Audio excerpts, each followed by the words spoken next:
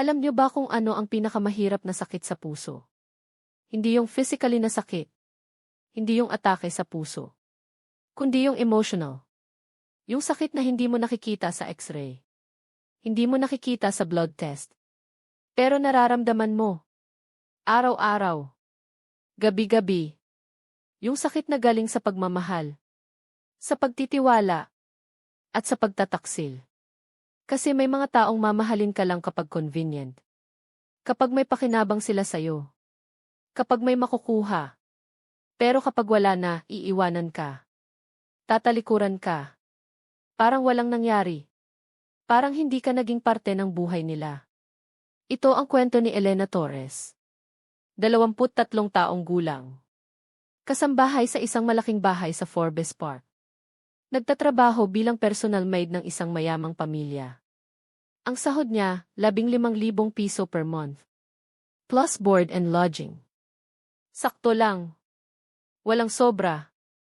Pero sapat para mabuhay. Sapat para makapagtiwala sa pamilya sa probinsya. Si Elena, lumaki sa mahirap na pamilya sa Bicol. Sa isang maliit na nayon sa Camarines Sur. Ang tatay niya, magsasaka. Nagtatanim ng palay. Ang nanay niya, tindera sa palengke. Nagtitinda ng gulay. May 3 kapatid siya. Si Maria, 20 taon. Si Pedro, 18 taon. At si Rosa, 15 taon. Lahat umaasa sa kanya. Kasi siya ang panganay. Siya ang nagtrabaho sa Manila. Siya ang nagpapadala ng pera bawat buwan. Pero kahit mahirap ang buhay, hindi naging masama si Elena. Hindi siya naging mapagmataas. Hindi siya naging bitter. Mabait pa rin siya. Masipag pa rin. Matulungin pa rin. At ang ngiti niya laging nandoon. Kahit pagod. Kahit hirap. Kahit malungkot. Kasi sabi ng nanay niya, Elena, anak, kahit gaano kahirap ang buhay, huwag kang mawawalan ng ngiti. Kasi ang ngiti mo, yan ang magdadala ng blessings. Yan ang magdadala ng pag-asa. At dinala ni Elena yan sa puso niya. Araw-araw. Si Elena, maganda. Simpleng ganda. Hindi yung ganda na nakikita sa TV, kundi yung natural. Yung fresh. May maputing kutis. Mahahabang buhok na kulot. Mapupungay na mga mata. At ang smile niya, parang sunshine. Yung tipong kapag bumiti siya, nagliwanag ang paligid. Pero hindi niya alam. Hindi niya alam na mailihim siya. May lihim na hindi niya alam. Lihim na magbabago ng buhay niya. Magpakailanman. Kasi si Elena, hindi ordinaryong kasambahay. Siya ay apo ng isa sa pinakamayamang tao sa Pilipinas. Ng isang bilyonaryo. Pero hindi siya alam. Hindi niya alam ang totoo. Kasi pinalaki siya ng mga magulang na simpleng magsasaka. Pero ang totoo, sila ay nag-aalaga lang sa kanya. Ang biological na lolo niya ay si Don Ricardo Montefalco. Ang may-ari ng Montefalco Group of Companies. Ang may hawak ng real estate, banking, at construction sa buong bansa. Bilyon-bilyong piso ang net worth. Pero bakit hindi niya alam? Bakit hindi sinabi ng lolo niya? Yan ang kwento. Yan ang lihim. Yan ang mystery. At may isa pang karakter sa kwentong ito. Ang taong magiging dahilan ng sakit ni Elena. Pero magiging dahilan din ng tagumpay niya. Ang pangalan niya ay Marco Reyes. 25 taong gulang. Driver ng pamilyang nag-employ kay Elena. Driver ng Mercedes. Ng Kisevgay. Ng Lexus. Ang sahod niya, 20,000 piso per month. Medyo okay na. Mas mataas kaysa kay Elena. Si Marco, gwapo. Matangkad. Moreno. May dating. May confident na aura. At dahil doon, maraming nagkakagusto sa kanya. Lalo na ang mga kasambahay sa ibang bahay. Pero ang gusto niya, si Elena. Kasi sabi niya, Elena, iba ka. Hindi ka katulad ng iba. Simple ka lang. Totoo ka. At na-fall si Elena. Na-fall ng sobra. Kasi first time niyang magkaroon ng boyfriend. First time niyang maramdaman ang pag-ibig. First time niyang maramdaman ang kilig. At masaya sila. 3 taon silang magkasintahan. Nag-date sila. Nag-bonding. Nag-usap ng mga pangarap. Nagplano ng kinabukasan. Pero ang hindi alam ni Elena, si Marco ay mailihim din may motibo. Hindi siya nagmamahal ng totoo. May dahilan. May agenda. At dumating ang araw na ipapakita yan. Ang araw na masisira ang puso ni Elena. Ang araw na malalaman niya kung sino talaga si Marco. At ang araw na magsisimula ang kanyang transformation. Mula kasambahay na iniwan hanggang sa hires na pakakasalsasi. At may isa pang karakter. Ang lalaking magiging dahilan ng pagbangon ni Elena. Ang lalaking mamahalin siya. Tunay. Totoo. Walang halong motibo. Ang pangalan niya ay Sebastian Montefalco. 32 taong gulang. CEO ng Montefalco Enterprises. Apo din ni Don Ricardo. Pero kilala niya si Elena. Kasi alam niya ang lihim. Alam niya ang totoo. At sa loob ng 3 taon, pinapanood niya si Elena. Hinihintay ang tamang panahon. Hinihintay ang tamang sandali. Para sabihin ang katotohanan. Para iligtas si Elena. At para ipakilala ang sarili bilang ang future husband niya. Ngayon, bago natin ituloy ang kwentong ito, gusto kong tanungin kayo. Kung kayo ay nagmahal ng totoo, pero nalaman ninyong ginagamit lang pala kayo, ano ang gagawin ninyo? Magtitiwala pa ba kayo sa pag-ibig? O susukuan na ninyo ang lahat? At kung kayo naman ay mailihim na yaman, mailihim na identity, pero gusto ninyong maranasan ang normal na buhay, gagawin nyo ba? O ipapakita nyo agad kung sino kayo? Kasi ang kwentong ito tungkol sa pagtaksil. Tungkol sa pagmamahal na peke. Tungkol sa pag-asa na nawala. Pero higit sa lahat, tungkol din ito sa revelations. Sa transformations. Sa hustisya. At sa pag-ibig na tunay. Na dumating sa oras na hindi mo inaasahan. Sa taong hindi mo inakala. Kaya kung gusto ninyong malaman kung paano nga ba iniwan si Elena, kung paano niya natuklasan ang kanyang tunay na identity, kung paano niya nakilala si Sebastian, at kung paano siya naging hires at nag-asawa ng si. Huwag kalimutang mag-like, mag-share, at mag-subscribe. Ay click ninyo yung notification bell para hindi kayo makamiss ng mga kwentong tunay na nakaka-inspire, nakakagulat, at nakakapagpaalala na ang tunay na halaga ng tao, hindi nasusukat sa trabaho, kundi sa puso. At mag-comment din kayo sa baba. Sabihin ninyo kung may karanasan din kayong nagtiwala sa maling tao, o kung paano kayo bumangon pagkatapos ng heartbreak. Gusto naming basahin ang inyong mga kwento. Isang Biyernes ng hapon, Marso 15, 2024. Natapos na si Elena sa mga gawain niya. Naglinis ng buong bahay. Naglaba ng mga damit ng amo. Nag-iron, nag-prepare ng dinner. Lahat. Pagod na siya. Pero may energy pa rin siya. Kasi alam niyang darating si Marco. Pupuntahan siya. Mag-date sila. Kahit simple lang. Kahit kape lang sa 7-Eleven. Okay na. Kasi yan ang routine nila. Every Friday night. After work. Magkikita sila. Mag-uusap. Magkukwentuhan. Magpapangarap. Kaya nag-ayos si Elena. Nagpalit ng damit. Simpleng t-shirt at jeans lang. Nag-brush ng buhok. Naglagay ng konting lip balm.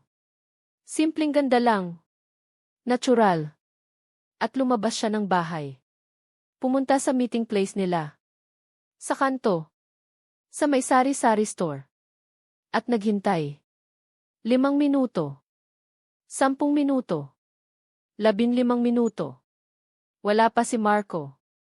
Nag-text si Elena. Love, nasan ka na? Walang reply. Tumawag siya. Ring. Ring. Ring. Pero walang sumasagot. Baka busy, bulong ni Elena sa sarili. Baka may traffic. Kaya naghintay pa siya. 30 minuto. 40 minuto. 1 oras. Wala pa rin. At nag-aalala na si Elena. Kasi hindi ganito si Marco. Lagi siyang on time. Lagi siyang tumutupad. Lagi siyang nagte-text kapag late. Pero ngayon, wala. Walang text. Walang tawag. Wala. Kaya nagdesisyon si Elena. Pupuntahan niya si Marco. Sa boarding house niya. Malapit lang naman. 5 lang ang minutong lakad. Kaya naglakad siya. At nang makarating siya sa boarding house, nakita niya. Nakita niya si Marco. Kasama ang ibang babae. Hindi basta babae. Kundi si Vanessa. Ang anak ng amo ni Elena. Ang hires ng pamilya. Ang babaeng mayaman. Maganda. Social. At nakita ni Elena kung paano yakap ni Marco si Vanessa. Kung paano niya hinalikan. Kung paano nila tawanan ang bawat isa. At nanlamig si Elena. Napatigil. Hindi makagalaw. Parang naninigas ang katawan. Marco, bulong niya. Pero hindi narinig. Kaya lumapit siya. Unti-unti. Nanginginig ang mga tuhod. Marco, sabi niya. Mas malakas na ngayon. Napalingon si Marco. At nakita si Elena. At sa halip na mag-explain, sa halip na humingi ng sorry, sumama pa ang mukha niya. Elena, ano nang ginagawa mo dito? Tanong niya. May galit pa sa boses. Marco, sabi ni Elena. Umiiyak na. Marco, ano nang nangyayari? Sino siya? Bakit mo siya yakap? Bakit mo siya hinahalikan? Tumawa si Marco. Pero ang tawa, pang-insulto. Elena, ano ba, obsessed ka ba sa akin? Sinusundan mo na ako. Hindi, sagot ni Elena.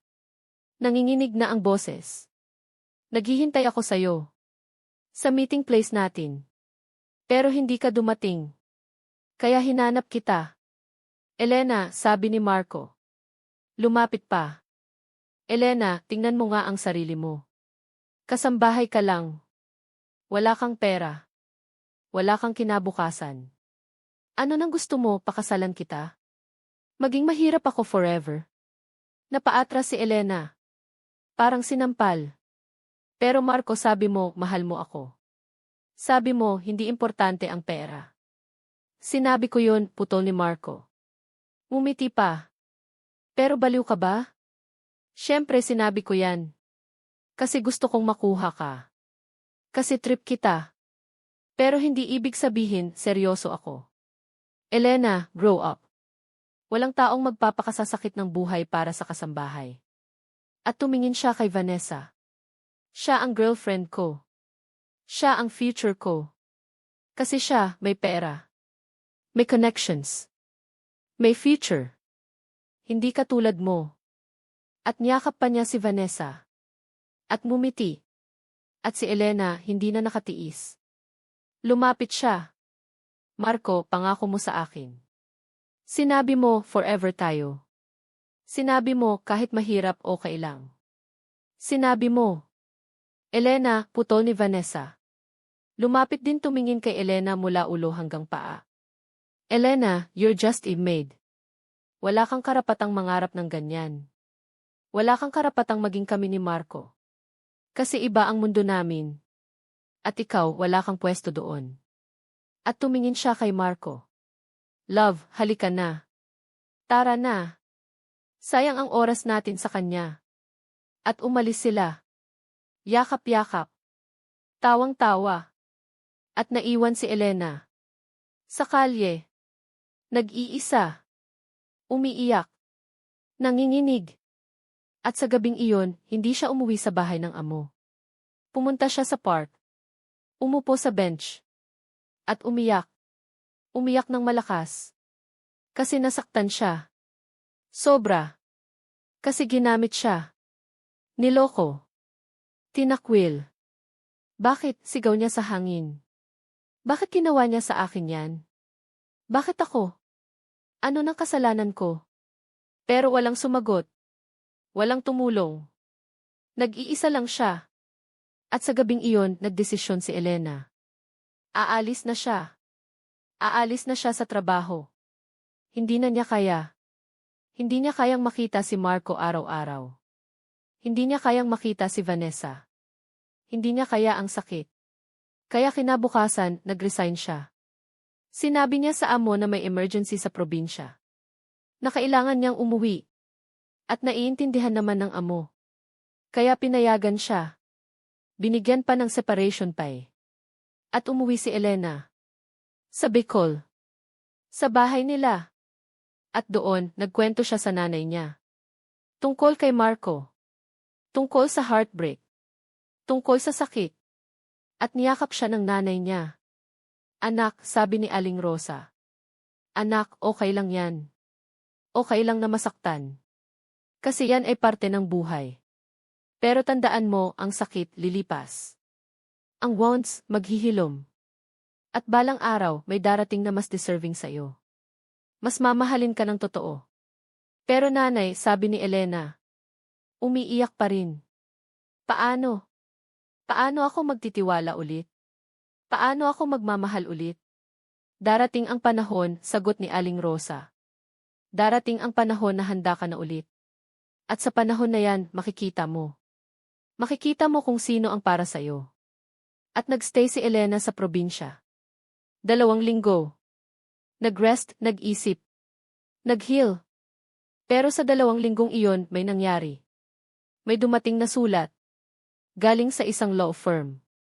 Ang Montefalco Ampersand Associates. At nabasa ni Elena. Dear Elena Torres. We are writing to inform you that you are requested to attend a meeting at our office on April 5, 2024 at 10 oras DEF. This concerns a matter of utmost importance regarding your family background and inheritance. Please bring a valid day and birth certificate. Sincerely, Attorney Benjamin Cruz Montefalco Ampersand Associates. Nagtaka si Elena. Inheritance? Family background. Ano nang ibig sabihin? Nanay, tawag niya. Nanay, tingnan niyo po ito. Kinuha ni Aling Rosa ang sulat. At nabasa. At namutla. Nanginig ang mga kamay. Nanay, ano po yan? Ano pong inheritance? Umupo si Aling Rosa. Huminga ng malalim. Elena, anak. May kailangan akong sabihin sa'yo. Tungkol sa tunay mong identity.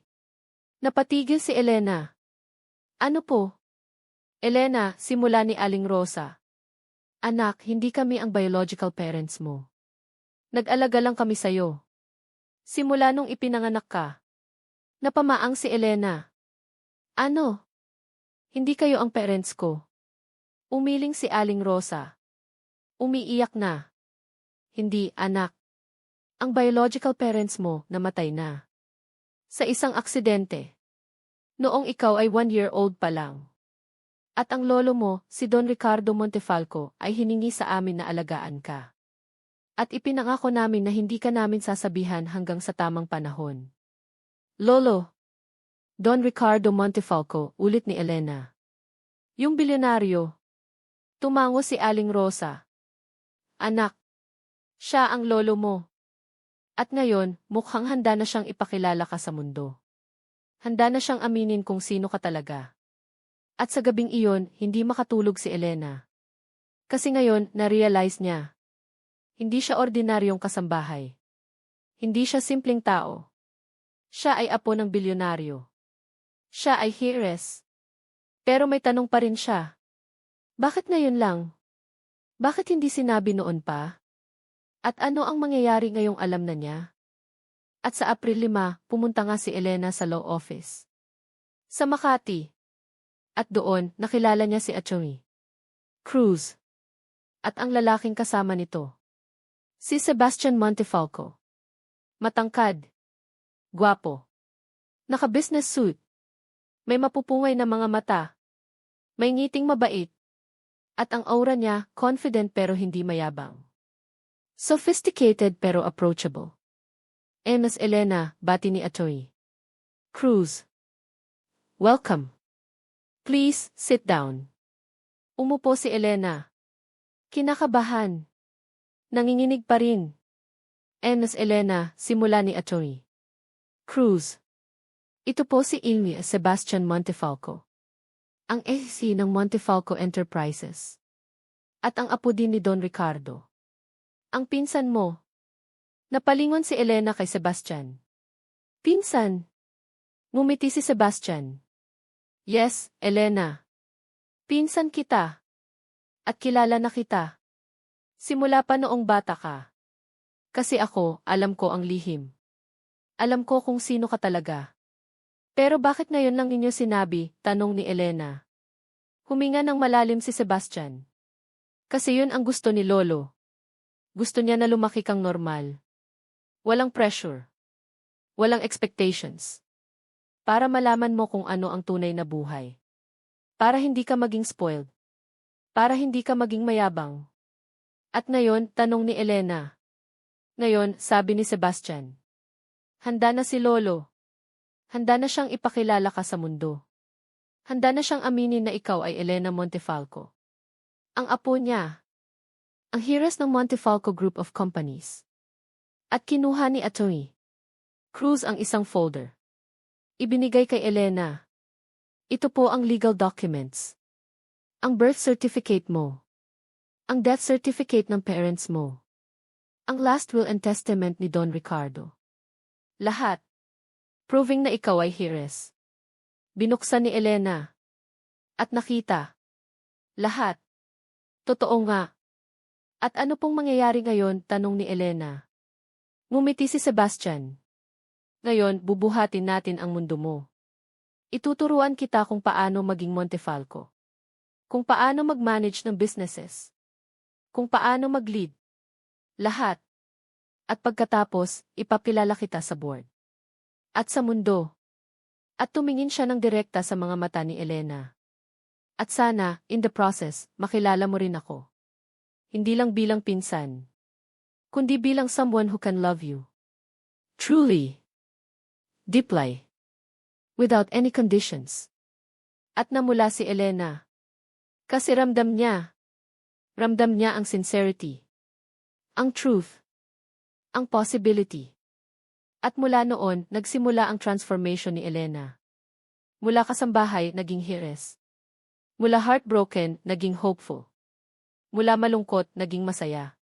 Pero ang tanong, ano ang mangyayari kay Marco? Ano ang mangyayari kay Vanessa? At paano nga ba mag-develop ang relationship ni Elena at Sebastian?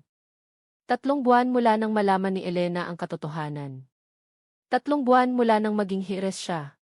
At sa loob ng 3 buwang iyon, nagbago ang buhay niya. Completely. Nakatira na siya sa Montefalco Mansion. Isang malaking bahay sa Makati. May swimming pool. May garden. May sasakyan. May mga katulong. Lahat. Pero hindi siya naging mayabang. Hindi siya naging masama. Mabait pa rin siya. Humble pa rin. Kasi yan ang tinuro sa kanya ng mga magulang niya sa probinsya. At yan din ang sinabi ni Sebastian. Elena, kahit gaano ka kayaman, huwag mong kakalimutan kung saan ka nanggaling. Kasi yan ang tunay na sukatan ng tao. Hindi ang pera, kundi ang puso.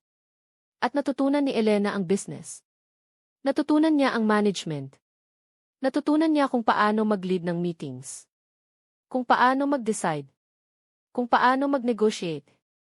Lahat. At mabilis siyang natuto. Kasi matalino siya. At determined. At sa loob ng 3 buwang iyon, naging close sila ni Sebastian. Lagi silang magkasama. Sa meetings. Sa dinners. Sa coffee breaks. Nag-uusap sila. Nagkukwentuhan. Nagtatawanan. At nararamdaman ni Elena. Nararamdaman niya ang feelings niya kay Sebastian. Iba. Hindi katulad noon kay Marco. Kasi si Sebastian tunay. Sincere. Caring. Hindi niya siya ginagamit. Hindi siya niloloko. Mahal siya. Totoo. At alam din ni Sebastian. Alam niya ang nararamdaman niya kay Elena. Kasi matagal na. Simula pa noong nakita niya si Elena 3 years ago. Pero naghintay siya. Hinintay niya ang tamang panahon. At ngayon, ito na yun. Kaya isang gabi, habang nagdi-dinner sila sa penthouse ni Sebastian, nagtanong siya. Elena, pwede ba kitang tanungin ng something? Tumingin si Elena. Ano yun? Huminga ng malalim si Sebastian. Elena, alam mo bang mahal kita? Hindi lang bilang pinsan, kundi bilang babae. Bilang future ko. Bilang taong gusto kong makasama habang buhay. Namula si Elena. Pero ngumiti. Sebastian, alam ko. Nararamdaman ko. At ikaw, tanong ni Sebastian. Ano ang nararamdaman mo sa akin? Tumingin si Elena sa mga mata niya. Sebastian, natakot ako. Kasi noong una, nasasaktan pa ako. Nasasaktan pa ako dahil kay Marco. Pero ngayon, na-realize ko. Hindi mo ako niloloko. Hindi mo ako ginagamit. Totoo ka. At, Sebastian. Mahal din kita. At ngumiti si Sebastian. Lumapit. Hinawakan ang kamay ni Elena. Elena, magiging girlfriend mo ba ako? Tumango si Elena. Umiiyak na sa saya. Sebastian. At niyakap niya si Elena. At sa gabing iyon, nagsimula ang kanilang relationship. Official na. Pero hindi pa tapos ang kwento. Kasi may revenge pa. May hustisya pa. May karma pa. At dumating ang araw na iyon. Hunyo 15, 2024.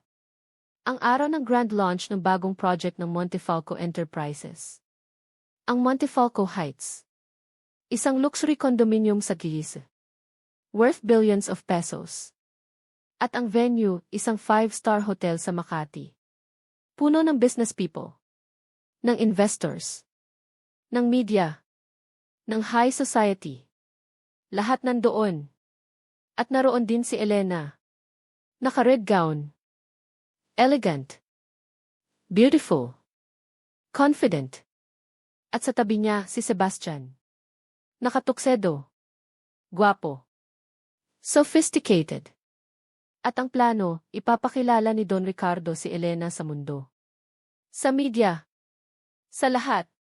Bilang official heiress ng Montefalco Group. Pero bago yun, may surprise. Kasi nandoon din pala si Marco. At si Vanessa.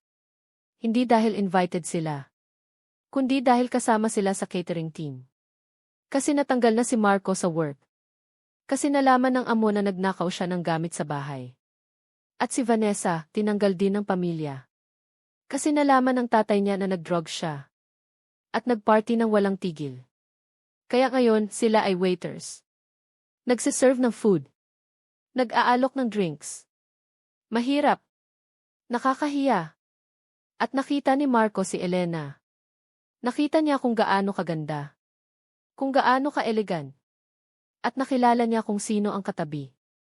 Si Sebastian Montefalco. Ang CC. At nagulat siya. Elena, ikaw ba yan? Napalingon si Elena. At nakita si Marco. Naka-waiter uniform. Hawak ang tray. Ngumiti si Elena. Pero hindi yung dating ngiti. Kundi yung confident smile. Yung smile ng taong alam na ang worth niya. Hello, Marco. Lumapit si Marco. Elena, ano nang nangyari sa'yo? Bakit andito ka? Bakit kasama mo si Sebastian Montefalco? Ngumiti si Sebastian. Protective. Excuse me, sino ka? Ako si Marco, sagot niya. Mayabang pa rin. Ako ang dating boyfriend ni Elena. Ah, sabi ni Sebastian. Tumango. Ikaw pala yung gumamit sa kanya. Yung niloko siya. Yung iniwan siya para sa mas mayaman. Namula si Marco. Hindi.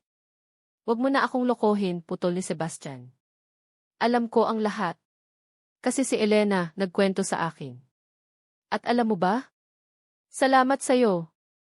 Kasi dahil iniwan mo siya, nakilala niya ako. Nakilala niya kung ano ang tunay na pagmamahal. At niyakap niya si Elena. Sa harap ni Marco.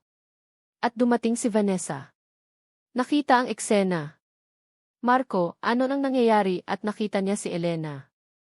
Elena. Ngumiti si Elena. Hello, Vanessa.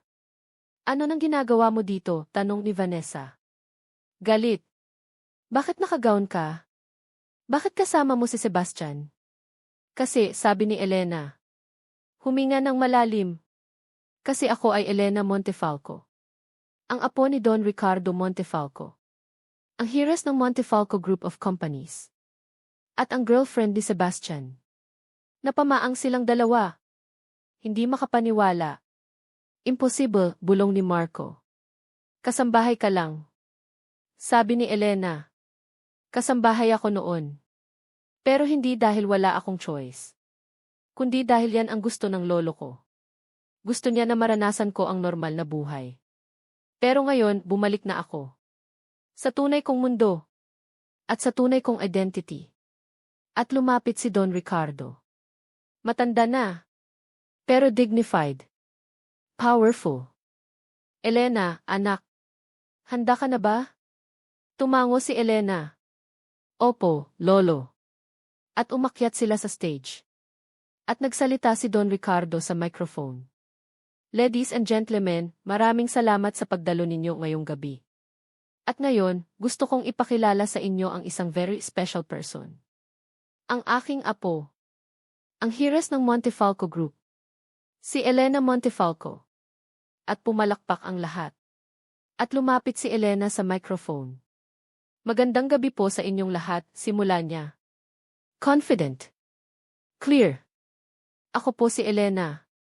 At totoo po, dati akong kasambahay. Nagtrabaho ako sa isang bahay sa Forbes Park. Hindi dahil kailangan. Kundi dahil gusto kong maranasan ang tunay na buhay. At sa panahong iyon, natutunan ko ang halaga ng sipag. Ng tiyaga. Ng respeto. At ng pagmamahal. Tumingin siya kay Marco at Vanessa. At natutunan ko rin kung sino ang tunay. At kung sino ang peke. Kung sino ang nagmamahal dahil sa tao. At kung sino ang nagmamahal dahil sa pera. At tumingin siya kay Sebastian. At nakilala ko rin ang taong tunay na nagmahal sa akin. Hindi dahil sa yaman. Kundi dahil sa kung sino ako. Salamat, Sebastian. At pumalakpak ulit ang lahat. At lumapit si Sebastian. Hinalikan si Elena sa noo. At bumulong. I love you, Elena. Forever. I love you too, bulong ni Elena. At mula noon, naging official na ang lahat. Si Elena, naging heiress. Naging board member. Naging face ng company. At si Sebastian, naging official boyfriend niya. At pagkaraan ng isang taon, nag-propose na siya. At nag-yes si Elena. At ngayon, sila ay happily married. Nagmamanage ng business together. Nagtutulungan. Nagmamahalang totoo. At si Marco. Wala nang narinig tungkol sa kanya. Nawala sa industriya. At si Vanessa. Bumalik sa probinsya. Nag-rehab. Nag-reflect. At si Elena. Masaya na. Complete na. Kasi nahanap niya ang tunay na identity. Ang tunay na pamilya. At ang tunay na pag-ibig. Hindi nasusukat ang halaga ng tao sa trabaho. Hindi sa pera. Kundi sa puso. Sa character. Sa kung paano niya tratuhin ang ibang tao. At ang tunay na pag-ibig, hindi umaasa sa estado ng buhay. Hindi umiikot sa yaman. Kundi sa truth. Sa sincerity. At sa commitment. Kaya kung kayo ay heartbroken ngayon, tandaan ninyo. Lilipas din yan. At darating ang taong karapat-dapat sa inyo. Darating ang taong mamahalin kayo ng totoo. Walang kondisyon. Walang motibo. Totoo lang. Salamat sa pakikinig. Huwag kalimutang mag-like, mag-share at mag-subscribe. At mag-comment din ng inyong mga kwento. Gusto naming marinig ang boses ninyo. Gusto naming malaman na hindi kayo nag-iisa sa laban ninyo. Hanggang sa susunod na kwento. Ingat kayo palagi. At tandaan, deserve ninyo ang tunay na pag-ibig.